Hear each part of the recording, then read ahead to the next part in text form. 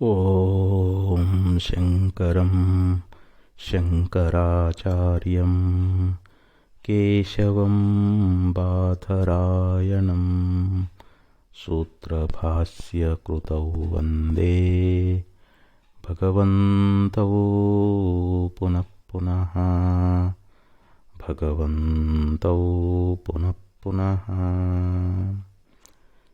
ಜಗದ್ಗುರು ಶ್ರೀಮತ್ ಶಂಕರ ಭಗವತ್ಪಾದಾಚಾರ್ಯರ, ಜಗದ್ಗುರು ಸಿದ್ಧಾರೂಢ ಮಹಾಸ್ವಾಮಿಗಳವರ, ಜಗದ್ಗುರು ಭಾರತಿ ಅಪ್ಪಾಜಿಯವರ ಪವಿತ್ರ ಚರಣ ಅರವಿಂದಗಳಲ್ಲಿ ಅನಂತ ಕೋಟಿ ಶಿರಸಾಷ್ಟಾಂಗ ಪ್ರಣಾಮವನ್ನು ಸಲ್ಲಿಸುತ್ತೇನೆ. ಶ್ರವಣಾಪೇಕ್ಷಿಗಳಾದ ತಮ್ಮೆಲ್ಲರಿಗೂ ಅನೇಕ ಶರಣಾರ್ಥಿಗಳು.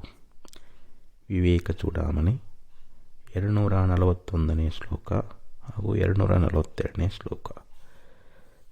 ತತ್ವಂ ಪದಾಭ್ಯಾಂ ಅಭಿಧೀಯಮಾನಯೋರ್ ಬ್ರಹ್ಮಾತ್ಮನೋಶೋದಿತಯೋರ್ಯದಿತ್ತಂ ಶ್ರುತ್ಯಾ ತಯೋಸ್ತತ್ವಮಸೀತಿ ಸಮ್ಯಗ್ ಏಕತ್ವಮೇವ ಪ್ರತಿಪಾದ್ಯತೆ ಮುಹುಃ. ಐಕ್ಯಂ ತಯೋರ್ಲಕ್ಷಿತಯೋರ್ನ ವಾಚ್ಯಯೋರ್ ನಿಗದ್ಯತೆ ಅನ್ಯೋನ್ಯವಿರುದ್ಧಧರ್ಮಿಣೋಃ. ಕಥ್ಯೋತಭಾನ್ವೋರಿವರಾಜಭೃತ್ಯಯೋ ಕೋಪಾಂಬುರಾಸ್ಯೋ ಪರಮಾಣುರ್ಮೇರೋಃ.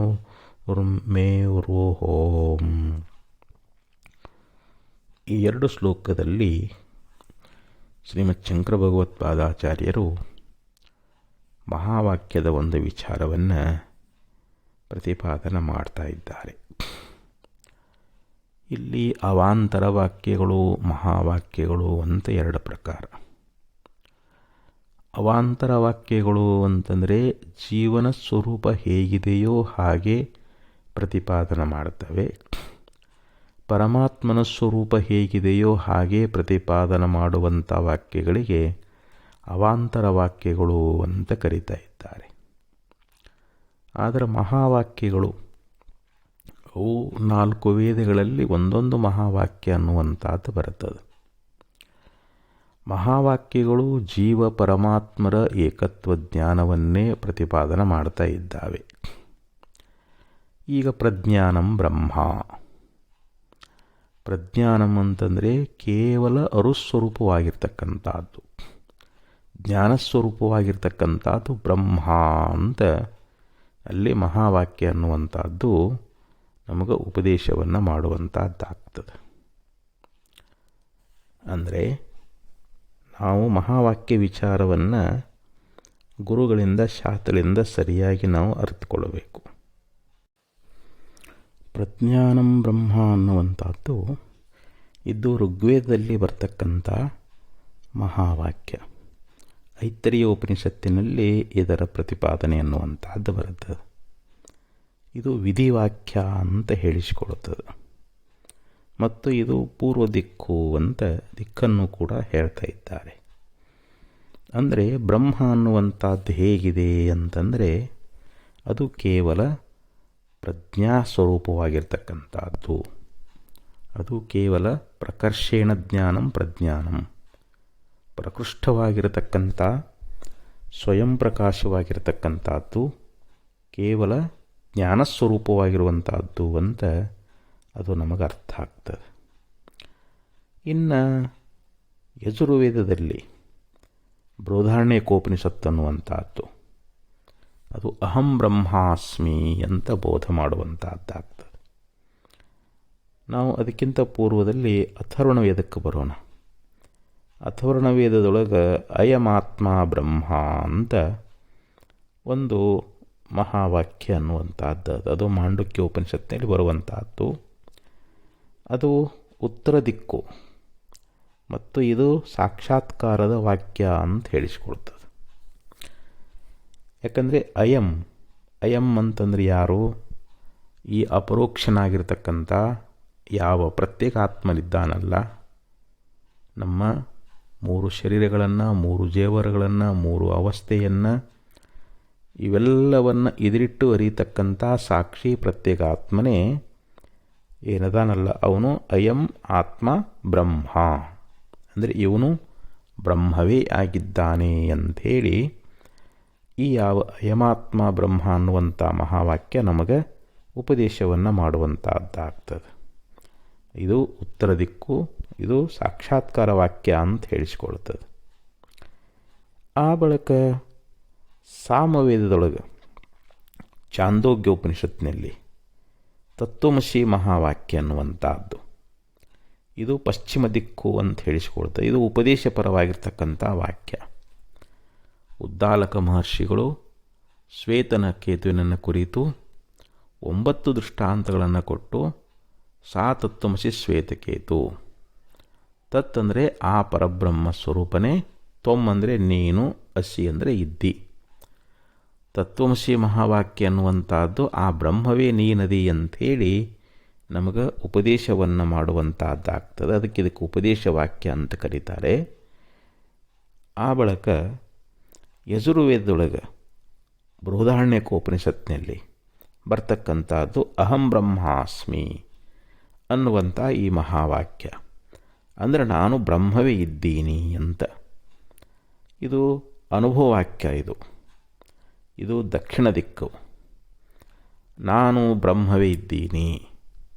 ಮೊದಲು ಅಜ್ಞಾನ ಕಾಲದಲ್ಲಿ ಉಪಾದಿಯಿಂದ ಕೂಡಿಕೊಂಡಿರ್ತಕ್ಕಂಥ ಈ ದೇಹದೊಳಗೆ ನಾನು ಅಂತ ತಿಳ್ಕೊಂಡಿದ್ದೆ. ಯಾವಾಗ ಗುರುವಿನ ಉಪದೇಶದಿಂದ ಆ ಪರಬ್ರಹ್ಮ ಸ್ವರೂಪನೇ ನಾನಿದ್ದೇನೆ ಅನ್ನುವಂಥ ಜ್ಞಾನವನ್ನು ಮಾಡಿಕೊಂಡಾಗ, ಯಾಕಂದರೆ ಗುರು ತತ್ವಮಸಿ ಮಹಾವಾಕ್ಯವನ್ನು ಉಪದೇಶ ಮಾಡಿದಾಗ ಆ ಗುರುಗಳ ಉಪದೇಶಾನುಸಾರವಾಗಿ ನಾನೇ ಬ್ರಹ್ಮನಿದ್ದೇನೆ ಅನ್ನುವಂಥ ಒಂದು ಅನುಭವ ಅನ್ನುವಂಥದ್ದು ನಮಗೆ ಬರುವಂತಹದ್ದಾಗ್ತದೆ. ಇದು ಅನುಭವವಾಕ್ಯ ಅಂತ ಹೇಳಿಸ್ಕೊಳ್ತದೆ. ಈ ಪ್ರಕಾರವಾಗಿ 4 ಮಹಾವಾಕ್ಯಗಳು ಬರ್ತಾ ಇದ್ದಾವೆ. ಈ 4 ಮಹಾವಾಕ್ಯಗಳು ಜೀವ ಬ್ರಹ್ಮರ ಏಕತ್ವವನ್ನೇ ಬೋಧ ಮಾಡುವಂಥವುಗಳಾಗ್ತಾ ಇದ್ದಾವೆ. ಅದಕ್ಕೆ ಆಚಾರ್ಯರು ಆ ಒಂದು ಮಹಾವಾಕ್ಯದ ವಿಚಾರವನ್ನು ಇಲ್ಲಿ ನಮ್ಮನ್ನು ಕುರಿತು ಬಹು ಸುಂದರವಾಗಿ ಉಪದೇಶ ಮಾಡುವಂಥವರಾಗ್ತಾ ಇದ್ದಾರೆ. ತತ್ವಂ ಪದಾಭ್ಯಾಂ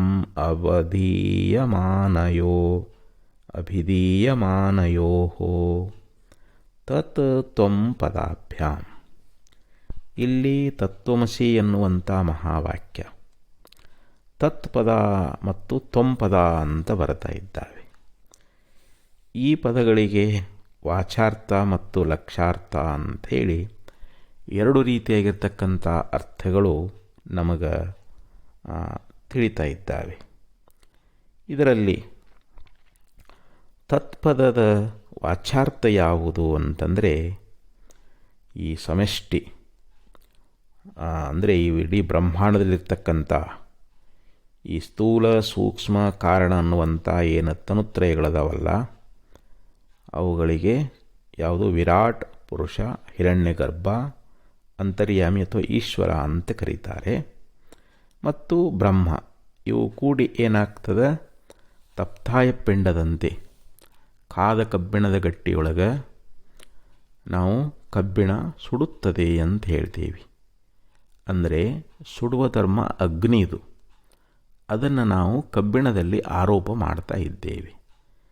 ಹಾಗೆ ಕಬ್ಬಿಣ ಅನ್ನುವಂಥದ್ದು ಅದು ಗೋಲ ಚೌಕ ಇರ್ತದೆ, ಅದನ್ನು ನಾವು ಬೆಂಕಿಯಲ್ಲಿ ಆರೋಪ ಮಾಡ್ತೇವೆ. ಬೆಂಕಿ ಎಷ್ಟು ಚೌಕದ ಗೋಲದ ಅಂತ ನಾವು ಈ ರೀತಿಯಾಗಿ ಬೆಂಕಿಯ ಧರ್ಮವನ್ನು ಕಬ್ಬಿಣದಲ್ಲಿ, ಕಬ್ಬಿಣದ ಧರ್ಮವನ್ನು ಬೆಂಕಿಯಲ್ಲಿ ಆರೋಪ ಮಾಡಿ ತಿಳ್ಕೊಳ್ತೇವಲ್ಲ, ಹಂಗೆ ಇಲ್ಲಿ ಉಪಾದಿಯಿಂದ ಕೂಡಿಕೊಂಡಿರ್ತಕ್ಕಂಥ ಯಾವ ವಿರಾಟ್ ಹಿರಣ್ಯಗರ್ಭ ಅಂತರ್ಯಾಮಿ ಅಂತೇನದಾರಲ್ಲ, ಮತ್ತು ಇಲ್ಲಿ ಬ್ರಹ್ಮವನ್ನು ಕೂಡಿಕೊಂಡು ಅದನ್ನು ಏಕರೂಪವಾಗಿ ಕಾಣುವುದೇ ಇಲ್ಲಿ ತತ್ವದಕ್ಕೆ ವಾಚಾರ್ಥ ಅಂತ ಕರೀತಾರೆ.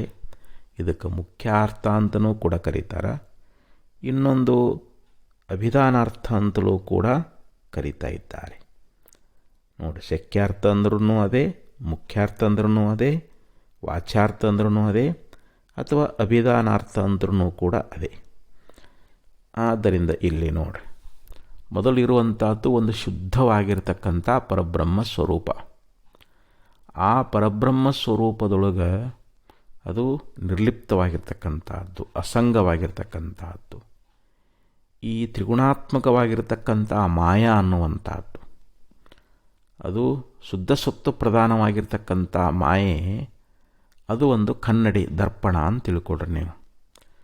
ಆ ಶುದ್ಧ ಚೈತನ್ಯ ಪರಬ್ರಹ್ಮದ ಒಂದು ಪ್ರತಿಬಿಂಬ ಮಾಯೆಯೊಳಗೆ ಪ್ರತಿಫಲಿಸಿ ಅಲ್ಲಿ ತೋರ್ತಕ್ಕಂಥ ಆ ಮಾಯೆಯಲ್ಲಿ ತೋರ್ತಕ್ಕಂಥ ಪ್ರತಿಬಿಂಬವೇ ಇಲ್ಲಿ ಈಶ್ವರ ಅಂತ ಹೇಳಿಸ್ಕೊಳ್ತಾ ಇದ್ದಾನೆ.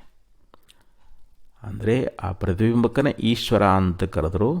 ಅದಕ್ಕೆ ಬಿಂಬರೂಪವಾಗಿರ್ತಕ್ಕಂಥದ್ದು ಶುದ್ಧ ಪರಬ್ರಹ್ಮ ಸ್ವರೂಪ ಅಂತ. ಮಾಯಾಂತು ಪ್ರಕೃತಿಂ ವಿದ್ಯಾತ್, ಮಾಯಿನಂತೂ ಮಹೇಶ್ವರ ಅಂತ ನಮಗೆ ಶ್ರುತಿ ಎನ್ನುವಂಥದ್ದು ಬೋಧ ಮಾಡ್ತದೆ. ಅಂದರೆ ಮಾಯಾ ಉಪಾದಿಯಿಂದ ಕೂಡಿಕೊಂಡಿರ್ತಕ್ಕಂಥ ಪ್ರತಿಬಿಂಬವೇ ಇಲ್ಲಿ ಈಶ್ವರ ಅಂತ ಕರೆಸಿಕೊಳ್ತಾನೆ. ಆ ಮಾಯಾ ಉಪಾದಿಯಾದಾಗ ಆ ಪ್ರತಿಬಿಂಬಿತನಾಗಿರ್ತಕ್ಕಂಥ ಈಶ್ವರನಲ್ಲಿ ಸರ್ವಜ್ಞತ್ವ, ಸರ್ವಶಕ್ತಿತ್ವ, ನಿಯಾಮಕತ್ವ ಇವೆಲ್ಲ ಗುಣಗಳು ಅವನಲ್ಲಿ ಬರ್ತಾ ಇದ್ದಾವೆ. ಅದು ಉಪಾದಿಯಿಂದ ಬಂದಿರತಕ್ಕಂಥವುಗಳು ಅಂತ. ಇನ್ನು ತೊಂಪದ ಅಂತ ಬರ್ತದಲ್ಲ, ಇಲ್ಲಿ ವ್ಯಷ್ಟಿ ರೂಪವಾಗಿರ್ತಕ್ಕಂಥ 3 ಶರೀರಗಳು, ಅಂದರೆ ಸ್ಥೂಲ, ಸೂಕ್ಷ್ಮ, ಕಾರಣ ಅನ್ನುವಂಥ ಈ ಒಂದು ವ್ಯಷ್ಟಿ ಶರೀರದೊಳಗೆ ಇಲ್ಲಿ ವಿಶ್ವ, ತೈಜಸ, ಪ್ರಾಜ್ಞ ಮತ್ತು ಪ್ರತ್ಯಗಾತ್ಮ ಇವೆಲ್ಲವೂ ಕೂಡಿಕೊಂಡು ಇದು ತಪ್ತಾಯ ಪಿಂಡದಂತೆ. ಅಂದರೆ ಪ್ರತ್ಯಗಾತ್ಮನ ಧರ್ಮಗಳು ಈ ಯಾವ ಜೀವನ ಧರ್ಮಗಳು ಯಾವ ಪ್ರತ್ಯೇಕಾತ್ಮನಲ್ಲಿ ಅನ್ಯೋನ್ಯವಾಗಿ ತೋರುವುದೇ ಇದು ತೊಂಪದದ ವಾಚಾರ್ಥ ಅಂತ ಹೇಳ್ತಾ ಇದ್ದಾರೆ. ಶಕ್ಯಾರ್ಥ ಅಂತಾರ, ಅಥವಾ ಮುಖ್ಯಾರ್ಥ ಅಂತಾರ, ಅಥವಾ ಅಭಿಧಾನಾರ್ಥ ಅಂತ ಕರೀತಾ ಇದ್ದಾರೆ. ಅಂದರೆ ಇಲ್ಲಿ ಆ ಶುದ್ಧವಾಗಿರತಕ್ಕಂಥ ಚೈತನ್ಯ ಅನ್ನುವಂಥದ್ದು, ಆ ಪ್ರತ್ಯೇಕಾತ್ಮನ ಒಂದು ಶುದ್ಧ ಚೈತನ್ಯ ಅನ್ನುವಂಥದ್ದು ಅವಿದ್ಯೆ ಅನ್ನುವಂಥದ್ದು. ಅವಿದ್ಯೆನೇ ಇಲ್ಲಿ ಉಪಾಧಿ. ಅಥವಾ ನಾವಿಲ್ಲಿ ಅಂತಃಕರಣ ಅಂತ ತಿಳ್ಕೊಂಡು, ನಾವು ಅಂತಃಕರಣದಲ್ಲಿ ಅವಿದ್ಯಾರೂಪವಾಗಿರ್ತಕ್ಕಂಥ ಅಂತಃಕರಣದಲ್ಲಿ ಆ ಚೈತನ್ಯದ ಪ್ರತ್ಯೇಕಾತ್ಮನ ಚೈತನ್ಯದ ಪ್ರತಿಬಿಂಬ ಅನ್ನುವಂಥದ್ದು ತೋರಿರುವುದರಿಂದ ಅಲ್ಲಿ ನಾವು ಅದಕ್ಕೆ ಚಿದಾಭಾಸ ಅಂತ ಕರಿತೀವಿ, ಜೀವ ಅಂತ ಕರೀತಾ ಇದ್ದೀವಿ. ಆ ವಿದ್ಯಾ ಉಪಾಧಿ ಮೂಲಕವಾಗಿ ಜೀವನಲ್ಲಿ ಕಿಂಚಿಜ್ಞತ್ವ, ಅಲ್ಪಶಕ್ತಿತ್ವ, ಅಪರೋಕ್ಷತ್ವ ಮೊದಲಾಗಿರ್ತಕ್ಕಂಥ 8 ಧರ್ಮಗಳು ಇವನಲ್ಲಿ ಬಂದಿದ್ದಾವೆ. 8 ಗುಣದಿಂದ ಈ ಜೀವ ಕೂಡಿಕೊಂಡಿದ್ದಾನೆ ಅಂಥೇಳಿ ಈ ರೀತಿಯಾಗಿ ತತ್ವಂಪದದ ಅರ್ಥಗಳು ನಮಗೆ ಆಗ್ತಾ ಇದ್ದಾವೆ. ಇನ್ನು ಈ ತತ್ವಂಪದಗಳಿಗೆ ಒಂದು ಲಕ್ಷಾರ್ಥ ಅನ್ನುವಂಥದ್ದು.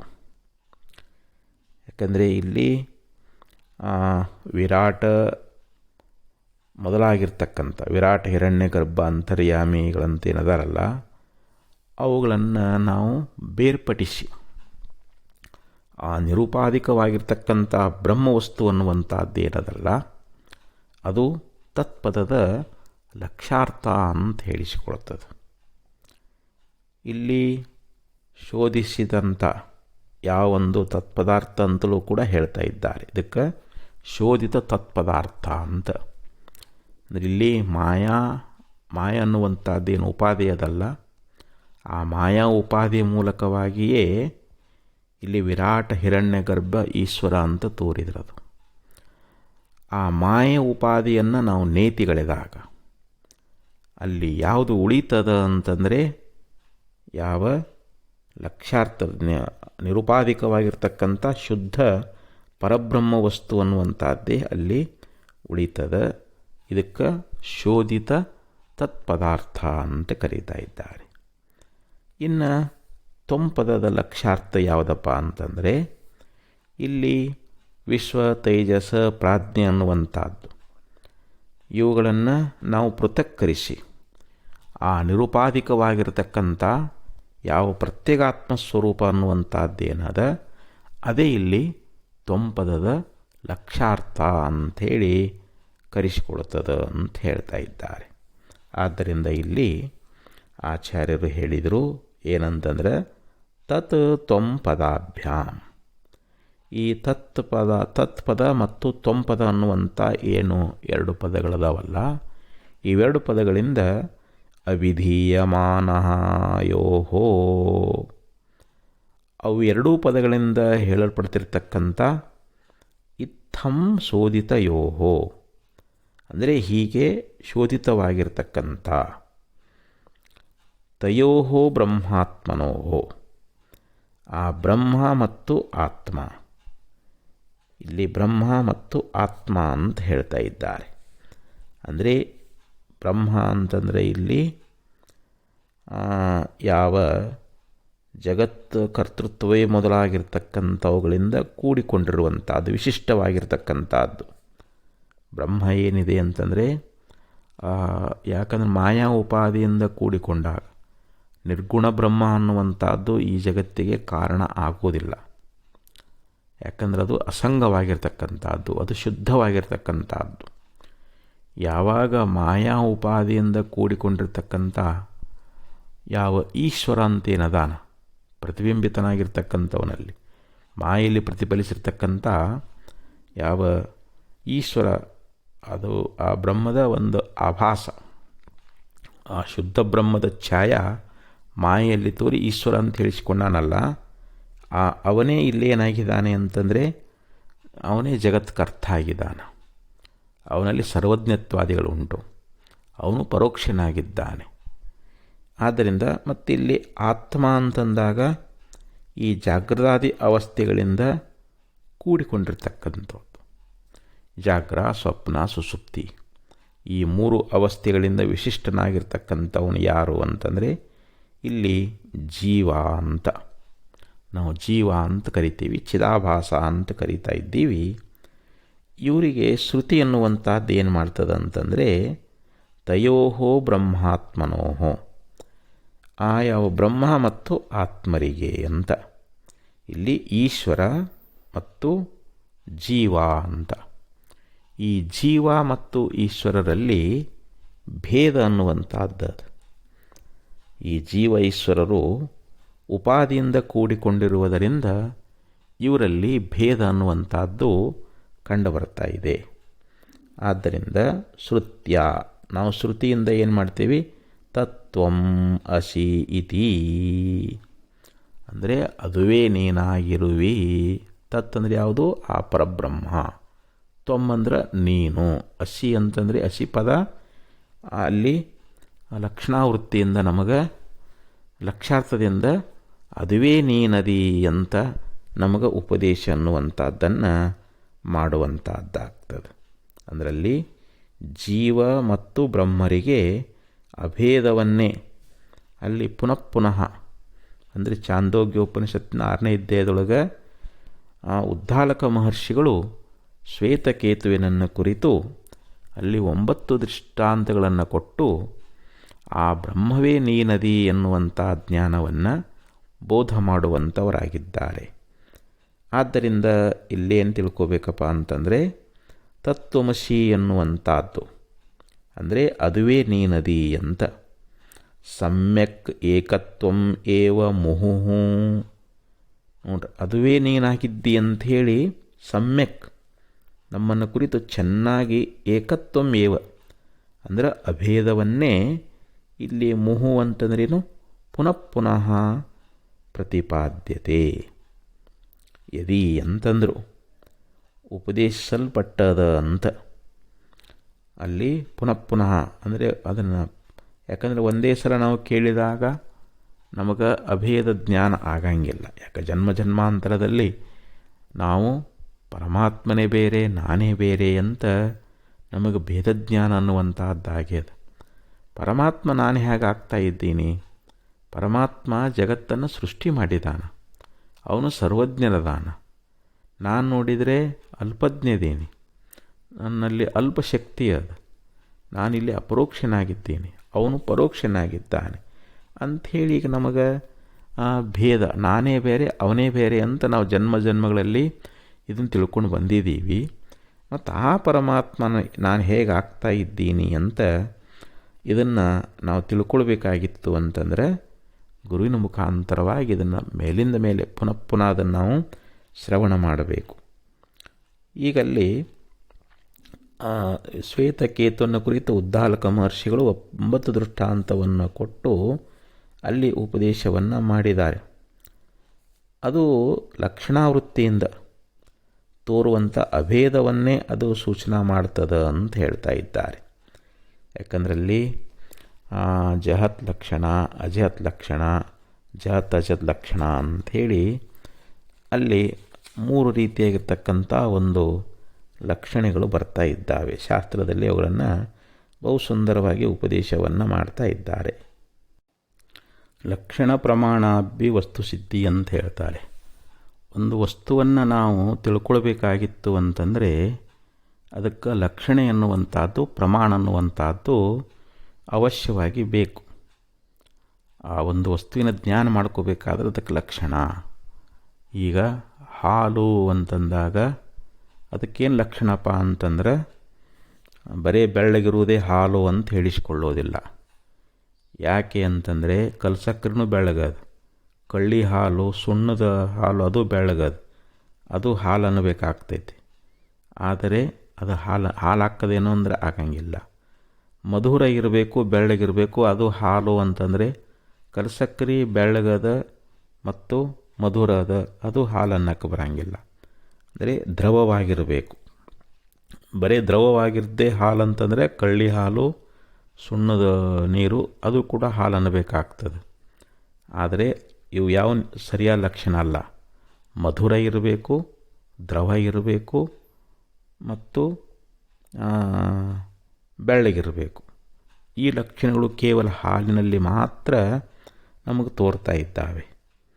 ಅದರಂತೆ ಇಲ್ಲಿ ಯಾಕಂದರೆ ಪ್ರತಿಯೊಂದು ನಾವು ಲಕ್ಷಣ ಮಾಡಬೇಕಾಗಿತ್ತಂದರೆ ಅತಿವ್ಯಾಪ್ತಿ, ಅವ್ಯಾಪ್ತಿ, ಅಸಂಭವ ಅನ್ನುವಂಥ ಇಲ್ಲಿ 3 ರೀತಿಯಾಗಿರ್ತಕ್ಕಂಥ ದೋಷಗಳಿಂದ ರಹಿತವಾಗಿರುವಂತಹದ್ದೇ ಅದು ನಿಜವಾದ ಲಕ್ಷಣ ಅಂತ ಹೇಳಿಸಿಕೊಳ್ತದೆ. ಈಗ ಪದಗಳಿಗೆ ಒಂದು ವ್ಯಾಕರಣ, ಉಪಮಾನ, ಕೋಶ, ಆಪ್ತವಾಕ್ಯ, ಲೋಕವ್ಯವಹಾರ, ವಾಕ್ಯಶೇಷದಿಂದ ಇಲ್ಲಿ ಸಿದ್ಧವಾಗಿರ್ತಕ್ಕಂಥ ಆ ಪದ ಸಾನ್ನಿಧ್ಯಗಳನ್ನುವಂಥ ಸಾಮಗ್ರಿಗಳಿಂದ ಇಲ್ಲಿ ನಾವೇನು ತಿಳ್ಕೋಬೇಕು ಅಂತಂದರೆ ಒಂದು ಘಟ ಅಂತ ಅದನ್ನು ತಿಳ್ಕೊಡ್ರಿ ನೀವು. ನಮ್ಮ ಮುಂದೆ ಒಂದು ಕೊಡವನ್ನು ತಂದಿಟ್ಟಿದ್ದಾರೆ. ನಾವೇನಂತೀವಿ ಅಯಂ ಘಟಃ ಅಂತ ಹೇಳ್ತೀವಿ. ಆ ಘಟ ಅನ್ನುವಂಥ ಪದಕ್ಕೆ ಅದು ಪೃಥುಬುಜ್ಞೋದರ ಆಕಾರದಿಂದ ಅಲ್ಲಿ ನಮಗೆ ಅದು ಒಂದು ಘಟ ಅನ್ನುವಂಥ ಅರ್ಥ ನಮಗೆ ಆಗ್ತದೆ. ಅಂದರೆ ಕೆಳಗೆ ಮೇಲೆ ಅದು ಕಂಠ ನೋಡ್ರಿ, ಅಲ್ಲಿ ಹತ್ತೆ ಇರ್ತದೆ, ಕೆಳಗೆ ಕೂಡ ಹತ್ತಿರ್ತದೆ, ಮಧ್ಯದಲ್ಲಿ ಹೊಟ್ಟೆ ದೊಡ್ಡದಿದ್ದಂಗೆ ಇರ್ತದೆ. ಅಂಥ ಒಂದು ಆಕಾರ ಉಳ್ಳದ್ದು ಪೃಥುಬುಜ್ಞೋದ ಆಕಾರ ಅಂತ ಕರೀತಾ ಇದ್ದಾರೆ. ಅದಕ್ಕೆ ಕಲಶ ಅನ್ನುವಂಥ ಅರ್ಥ. ಕಲಶ ಅಂತಂದ್ರೆ ಏನು? ಕೊಡ ಅಥವಾ ಘಟ ಅಂತ ನಾವು ಅರ್ಥವನ್ನು ಮಾಡ್ತಾ ಇದ್ದೀವಿ. ಹಂಗೆ ಇಲ್ಲಿ ಈಶ್ವರ, ಇಲ್ಲಿ ತತ್ಪದ ಅಂತಂದ್ರೇನು? ಈಶ್ವರ ಅಂತ ನಾವು ತಿಳ್ಕೊಳ್ತಾ ಇದ್ದೀವಿ. ಅಂದರೆ ಇದಕ್ಕೆ ಇದೇ ಅರ್ಥ ಅಂತ. ಇಲ್ಲಿ ಆ ಈಶ್ವರ ಅನ್ನುವಂಥ ಸಂಕೇತಕ್ಕೆ ಇದೇ ಅರ್ಥ ಅಂತ ತಿಳಿಯಲ್ಪಡೋದಕ್ಕೆ ಇದಕ್ಕೆ ಶಕ್ಯ ಅರ್ಥ ಅಂತ ಕರೀತಾ ಇದ್ದಾರೆ. ಹೆಂಗೆ ಕೊಡ ಅಂತಂದ, ಘಟ ಅಂತಂದಾಗ ಪ್ರತಿಬುಜ್ಞೋದರ ಆಕಾರ ಉಳ್ಳಂಥದ್ದು ಕಲಶ ಅಂತ ನಾವು ಹೆಂಗೆ ಅರ್ಥ ಮಾಡ್ಕೊಳ್ತಾ ಇದ್ದೀವಿಯೋ, ಈಶ್ವರ ಅಂತಂದಾಗ ಈ ಪದಕ್ಕೆ ಇದೇ ಅರ್ಥ ಅಂತ ತಿಳಿಯಲ್ಪಡೋದಕ್ಕನ ಶಕ್ಯಾರ್ಥ ಅಂತ ಕರೀತಾ ಇದ್ದಾರೆ. ಇಂಥ ಯಾವ ಒಂದು ನಾವು ಆ ಅರ್ಥವನ್ನು ಆ ವಾಕ್ಯಾರ್ಥದೊಳಗೆ ಅಲ್ಲಿ ನಾವು ಅರ್ಥವನ್ನು ಮಾಡಿಕೊಳ್ಬೇಕಾದ್ರೂ ಕೂಡ ಅಲ್ಲಿ ಆ ಪ್ರಕರಣ, ಲಿಂಗ ಮೊದಲಾಗಿರ್ತಕ್ಕಂಥವುಗಳಿಂದ ಅಲ್ಲಿ ಯಾವುದೇ ಅನುಪಪತ್ತಿ ಅನ್ನುವಂಥದ್ದು ಉಂಟಾದರೆ ಆ ಒಂದು ಶಕ್ಯಾರ್ಥ ಸಂಬಂಧವುಳ್ಳಂಥ ನಮಗೆ ಉಪಪನ್ನವಾಗಿರುವಂಥ ಮತ್ತೊಂದು ಅರ್ಥವನ್ನು ಆ ಪದಕ್ಕೆ ನಾವು ಏನು ಹೇಳ್ತೇವಲ್ಲ ಅದಕ್ಕೆ ಲಕ್ಷಾರ್ಥ ಅಂತ ಕರೀತಾ ಇದ್ದಾರೆ. ಶಕ್ಯ ಸಂಬಂಧ ಲಕ್ಷಣ ಅಂತ ಹೇಳಿದರು. ಈಗ ಉದಾಹರಣೆಗೆ ನೋಡ್ರಿ, ಇವಾಗ ಈ ಲಕ್ಷಣ ಅನ್ನುವಂಥದ್ದು ಒಂದು ಜಹತ್ ಲಕ್ಷಣ, ಮತ್ತೊಂದು ಅಜಹತ್ ಲಕ್ಷಣ, ಇನ್ನೊಂದು ಜಹತ್ ಅಜತ್ ಲಕ್ಷಣ ಅಂಥೇಳಿ ಈ ತ್ರಿವಿಧವಾಗಿರ್ತಕ್ಕಂಥ ಇವು ಮೂರು ಬರ್ತಾ ಇದ್ದಾವೆ, ಮೂರು ಲಕ್ಷಣಗಳು. ಇದರಲ್ಲಿ ಜಹತ್ ಲಕ್ಷಣ ಅಂತಂದರೆ ಇದಕ್ಕೆ ಬಿಟ್ಟ ಲಕ್ಷಣ ಅಂತ ಕರೀತಾ ಇದ್ದಾರೆ. ಈಗ ಉದಾಹರಣೆಗೆ ಗಂಗಾಯಾಮ್ ಘೋಷಃ ಅಂತ ಹೇಳ್ತಾರೆ. ಗಂಗಾ ನದಿಯಲ್ಲಿ ಹಳ್ಳಿ ಇದೆ ಅಂತ ಹೇಳಿದರು. ಆವಾಗ ನಾವು ಏನು ಮಾಡ್ತೀವಿ, ಗಂಗಾ ನದಿಯಲ್ಲಿ ಹಳ್ಳಿ ಹೆಂಗೆ ಇರ್ಲಿಕ್ಕೆ ಸಾಧ್ಯ ಅದ? ಯಾಕಂದ್ರೆ ಅಲ್ಲಿ ಪ್ರವಾಹ, ಗಂಗಾ ಶಬ್ದಕ್ಕಲ್ಲಿ ಪ್ರವಾಹ ಅಂತ ನಮಗೆ ಅರ್ಥ ಆಕೈತಿ. ಅದರೊಳಗೆ ಹಳ್ಳಿ ಇರಲಿಕ್ಕೆ ಅಸಂಭವ. ಅದಕ್ಕೆ ನಾವು ಏನು ಮಾಡ್ತೀವಿ, ಆ ವಾಚಾರ್ಥವಾಗಿರ್ತಕ್ಕಂಥ ಆ ನೀರಿನ ಪ್ರವಾಹವನ್ನು ಬಿಟ್ಟು ಅದರ ಸಮೀಪಕ್ಕೆ ಆ ತೀರದಲ್ಲಿ, ಅಂದರೆ ಗಂಗಾ ತೀರದಲ್ಲಿ ಗೊಲ್ಲರ ಹಳ್ಳಿ ಇದೆ ಅಂಥೇಳಿ ಇದು ನಮಗೆ ಹೊಂದುಗಡೆ ಆಗ್ತದೆ. ಆದ್ದರಿಂದ ಇಲ್ಲಿ ಗಂಗಾ ಪದಕ್ಕೆ ತೀರವೇ ಇಲ್ಲಿ ಜಹಾತ್ ಲಕ್ಷಣಾರ್ಥ ಅಂತ ಹೇಳಿಸ್ಕೊಳ್ತದೆ. ಅಲ್ಲಿ ಗಂಗಾ ಶಬ್ದಕ್ಕೆ ಪ್ರವಾಹ ಅನ್ನುವಂಥದ್ದನ್ನು ಬಿಟ್ಟು ನಾವಲ್ಲಿ ಅದನ್ನು ನಾವೇನು ಮಾಡ್ತೀವಿ, ಆ ಗಂಗಾ ನದಿ ತೀರ ಅಂಥೇಳಿ ನಾವು ಅದನ್ನು ಬಿಡ್ತೇವೆ. ಪ್ರವಾಹ ಅನ್ನುವಂಥ ಒಂದು ಅರ್ಥವನ್ನು ಬಿಟ್ಟು ಗಂಗಾ ನದಿ ದಡದಲ್ಲಿ ಅಂಥೇಳಿ ನಾವೇನು ತಿಳ್ಕೊಳ್ತೇವೆ, ಇದಕ್ಕೆ ಜಹತ್ ಲಕ್ಷಣ ಅಂತ ಕರೀತಾ ಇದ್ದಾನೆ. ಇನ್ನೊಂದು ಅಜತ್ ಲಕ್ಷಣ ಅಂತ ಬರ್ತದೆ. ಅಜತ್ ಲಕ್ಷಣ ಅಂದರೆ ಕುಂಥಾ ಪ್ರವಿಶಂತಿ ಅಂತ ಹೇಳಿದರು. ಕುಂಥ ಅಂದರೆ ಇಲ್ಲಿ ಆಯುಧಗಳು ಹೋಗ್ತಾ ಇದ್ದಾವೆ ಅಂತಂದಾಗ, ಜಡವಾಗಿರ್ತಕ್ಕಂಥ ಆಯುಧಗಳು ಹೋಗ್ತಾವೇನೋ ಅಂತಂದ್ರೆ ಹೋಗಕ್ಕೆ ಸಾಧ್ಯವಿಲ್ಲ. ಯಾಕಂದ್ರೆ ಅವು ಜಡಗಳದಾವು, ಅಚೇತನ ಅದಾವು. ಅದಕ್ಕದು ನಮಗೆ ಹೊಂದುಗಡೆ ಆಗಂಗಿಲ್ಲ.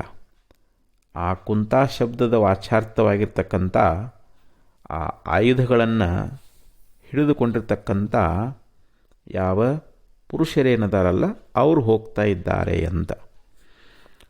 ಅವು ಏನು ಆಯುಧಗಳನ್ನು ಹಿಡ್ಕೊಂಡು ಇಲ್ಲಿ ಸೈನಿಕರು ಹೋಗ್ತಾ ಇದ್ದಾರೆ ಅಂತ ನಾವು ಹೇಳಬೇಕು, ಅರ್ಥ ಮಾಡ್ಕೊಳ್ಬೇಕಾಗೈತಿ. ಅಲ್ಲಿ ಆ ಸೈನಿಕರು ಅನ್ನುವಂಥದ್ದು ನಾವು ಅಲ್ಲಿ ಲಕ್ಷಿಸಬೇಕಾಗ್ತದೆ.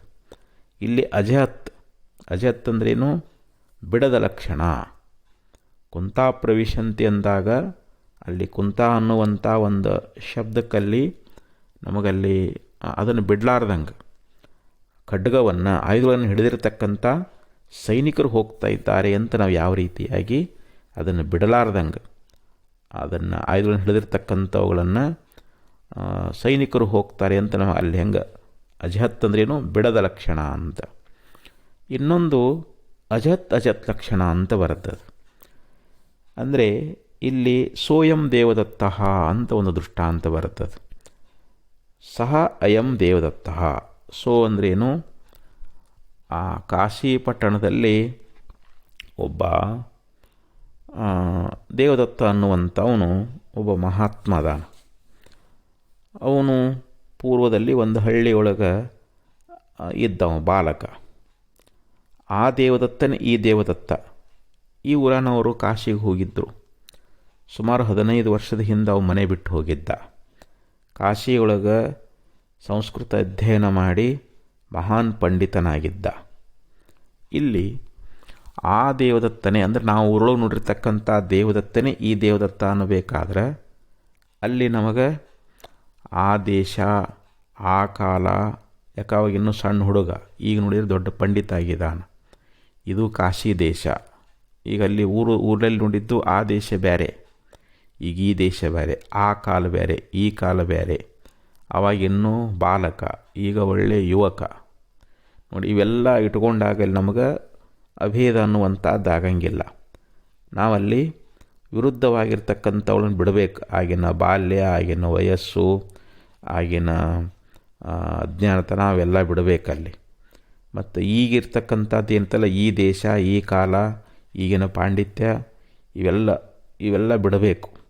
ಬಿಟ್ಟಲ್ಲಿ ಏನು ತಿಳ್ಕೋಬೇಕು, ಅವನೇ ಇವನು, ಆ ದೇವತನೇ ಈ ದೇವತ್ತಂತಂದಾಗ ಅಲ್ಲಿರ್ತಕ್ಕಂಥ ಒಂದು ಈಗೇನು ಪ್ರತ್ಯಕ್ಷವಾಗಿ ದೇವದತ್ತನ ಕಾಣ್ತಾ ಇದ್ದಾರಲ್ಲ, ಆ ವಿರುದ್ಧಾಂಶಗಳನ್ನು ಬಿಟ್ಟು ಅಲ್ಲಿ ದೇಹವನ್ನು ಇಟ್ಟುಕೊಂಡು ನಾವೇನು ಮಾಡ್ತಾ ಇದ್ದೀವಿ, ಅವನೇ ಇವನು ಅಂಥೇಳಿ ಈ ಪ್ರಕಾರವಾಗಿ ಇಲ್ಲಿ 3 ರೀತಿಯಾಗಿರ್ತಕ್ಕಂಥ ಲಕ್ಷಣಗಳನ್ನು ಶಾಸ್ತ್ರದಲ್ಲಿ ಹೇಳ್ಕೊಂಡು ಬಂದಿದ್ದಾರೆ. ನಾವು ಅದಕ್ಕೆ ನಿರ್ದಿಷ್ಟವಾದ ಲಕ್ಷಣ ಅಂತ. ಅದಕ್ಕೆ ಇಲ್ಲಿ ಏನು ಹೇಳಿದರು ಅಂತಂದರೆ ಆಚಾರ್ಯರು ನಮಗೇನು ಹೇಳಿದರು, ಏಕತ್ವಂ ಏವ ಮುಹುಹು ಪ್ರತಿಪಾದ್ಯತೆ ಯದಿ, ಅಂದರೆ ಇಲ್ಲಿ ಏಕತ್ವವನ್ನು ಜೀವ ಮತ್ತು ಬ್ರಹ್ಮರಿಗೆ ಏಕತ್ವ ಅನ್ನುವಂಥದ್ದನ್ನು ಮೇಲಿನ ಮೇಲೆ ಹೇಳಿತೆಂದ್ರೂ ಕೂಡ ತಯೋಹೋ ಲಕ್ಷಿತಯೋಹೋ ತಯೋಹೋ ಐಕ್ಯಂ ನಿಗದ್ಯತೆ, ಅಂದರೆ ಲಕ್ಷಣೆಯಿಂದ ತೋರ್ತಕ್ಕಂಥ ಅವೆರಡಕ್ಕೆ ಐಕ್ಯ ಅನ್ನುವಂಥದ್ದನ್ನು ಹೇಳಲ್ಪಟ್ಟೈತಿ. ವಾಚ್ಯಯೋಹೋ, ಇಲ್ಲಿ ತತ್ಪದ ಮತ್ತು ತೊಂಪದ ಅನ್ನುವಂಥ ಏನು ಶಬ್ದಗಳದಾವಲ್ಲ ಅವುಗಳಲ್ಲಿ ವಾಚಾರ್ಥದಲ್ಲಿ ಪರಸ್ಪರ ಅನ್ಯೋನ್ಯ ವಿರುದ್ಧ ಧರ್ಮಿಣೋಹೋ, ಆ ವಾಚಾರ್ಥದೊಳಗೆ ಬ್ರಹ್ಮ ಮತ್ತು ಇಲ್ಲಿ ಜೀವ, ಅಂದರೆ ನಾವು ಈಶ್ವರ ಅಂತೇನು ಕರಿತೇವೆ, ಮಾಯಾ ಉಪಾಯದಿಂದ ಕೂಡಿಕೊಂಡಿರ್ತಕ್ಕಂಥ ಈಶ್ವರ ಏನದಾನ ಮತ್ತು ಇಲ್ಲಿ ಜೀವ ಏನದಾನಲ್ಲ, ಇವರಲ್ಲಿ ಪರಸ್ಪರ ವಿರುದ್ಧವಾಗಿರ್ತಕ್ಕಂಥ ಧರ್ಮಗಳದ. ಕದ್ಯೋತವತ್ ಭಾನೋಹೋ ಇವ, ಅದಕ್ಕವರು ಹೇಗೆ ಅಂತಂದರೆ, ಈಗ ಸೂರ್ಯದಾನ ಒಂದು ಮಿಂಚುಳ ಅನ್ನುವಂಥದ್ದು, ಅವರಲ್ಲಿ ಯಾವ ರೀತಿಯಾಗಿ ಭೇದ ಅನ್ನುವಂಥದ್ದು. ರಾಜಭೃತ್ಯಯೋಹೋ, ರಾಜ ಮತ್ತು ಒಬ್ಬ ಸೇವಕದಾನ, ಅವರಲ್ಲಿ ಎಷ್ಟು ವಿರುದ್ಧ ಅನ್ನುವಂಥದ್ದು. ಕೂಪ ಅಂಬುರಾತ್ಯೋಹೋ, ಮತ್ತು ಇಲ್ಲಿ ಕೂಪ ಅಂತಂದ್ರೇನು ಬಾವಿ, ಅಂಬುರಾಸ್ಯ ಅಂತಂದ್ರೇನು ಸಮುದ್ರ. ಬಾವಿ ಮತ್ತು ಸಮುದ್ರಗಳಂತೆ ಪರಮಾಣುರ್ಮೇವೋಹೋ, ಇಲ್ಲಿ ಪರಮಾಣು ಮತ್ತು ಮೇರು ಪರ್ವತಗಳಂತೆ, ಮೇರು ಪರ್ವತಕ್ಕೂ ಪರಮಾಣುಗಳಿಗೂ ಎಷ್ಟು ಒಂದು ವಿರುದ್ಧ ಅನ್ನುವಂಥದ್ದೈತಲ್ಲ. ತಯೋಹೋ ನ, ಅಂದರೆ ಇಲ್ಲಿ ಜೀವಬ್ರಹ್ಮರಿಗೆ ಅಭೇದ ಅನ್ನುವಂಥದ್ದು ಸಿದ್ಧ ಆಗೋದಿಲ್ಲ ಅಂತ ಹೇಳ್ತಾರೆ. ಯಾವ ಈಶ್ವರನಿಗೂ ಮತ್ತು ಜೀವನಿಗೂ ಐಕ್ಯವನ್ನು ಹೇಳಲಿಕ್ಕೆ ಆಗೋದಿಲ್ಲ. ಅದಕ್ಕೆ ದೃಷ್ಟಾಂತ ಕೊಟ್ಟವರು ಸೂರ್ಯ ಮತ್ತು ಮಿಂಚೋಳ, ರಾಜ ಮತ್ತು ಸೇವಕ, ಸಮುದ್ರ ಮತ್ತು ಬಾವಿ, ಮೇರು ಪರ್ವತ ಮತ್ತು ಪರಮಾಣುಗಳು, ಇವುಗಳಂತೆ ಇವು ಹೆಂಗೆ ಪರಸ್ಪರ ವಿರುದ್ಧದಾವೋ ಹಾಗೆ ಈಶ್ವರನಿಗೂ ಮತ್ತು ಜೀವನಿಗೂ ಈ ವಾಚಾರ್ಥವನ್ನು ಇಟ್ಟುಕೊಂಡಾಗ ಐಕ್ಯವನ್ನು ಹೇಳಲಿಕ್ಕಾಗೋದಿಲ್ಲ ಅಂಥೇಳಿ ಈ ಯಾವ 2 ಶ್ಲೋಕದಲ್ಲಿ ಆಚಾರ್ಯ ಉಪದೇಶ ಮಾಡಿದ್ದಾರೆ. ಮತ್ತೆ ಮುಂದಿನ ಶ್ಲೋಕವನ್ನು ನಾಳೆ ವಿಚಾರವನ್ನು ಅಂತ ಹೇಳ್ತಾ ಈ 2 ನುಡಿ ಸದ್ಗುರುಗಳಿಗೆ ಅರ್ಪಿಸಿ ವಿರಮಿಸ್ತಾ ಇದ್ದೇನೆ. ಓಂ ತತ್ಸತ್.